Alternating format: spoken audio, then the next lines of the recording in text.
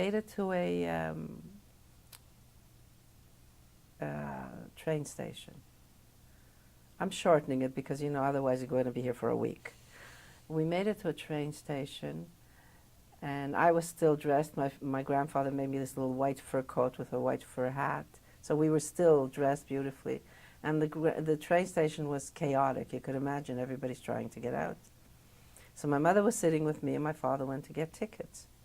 Anyway, a half hour went by, my father wasn't back. My mother was getting worried, and the woman that was sitting next to her, she said, "Look, why don't you go look for your husband? I'll take care of your little girl." So my mother said, fine. She went, she found my father. They came back. I was gone. I was gone, panic. Anyway, they started running in the streets, and now it was getting dark.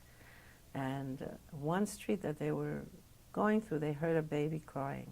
And my mother said, "That's Danusha," because that was the name my parents called me, Danusha. So they ran up the stairs to whatever building it was, and my father broke down the door. And there was this woman that was sitting next to my mother, holding me.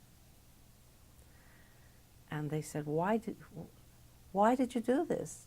And she said, "Look, I know you're Jewish. I know you're not going to make it through the war. And I could never have children. And I felt that I'm saving this child's life." Well, you can imagine. Anyway, they grabbed me. And from then on, they were really very nervous, you could imagine.